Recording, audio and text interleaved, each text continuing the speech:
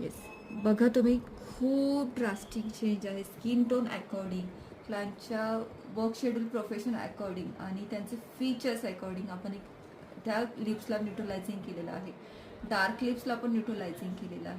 तर तुम्ही पण खूप सारे क्रीम किंवा ट्रीटमेंट डार्क लिप्ससाठी करून दमला असाल किंवा बरेच सारे एक्सपेरिमेंट तुम्ही डार्क लिप्सवरती केले असतील, तर हा ऑप्शन तुमच्यासाठी खूप चांगला आहे.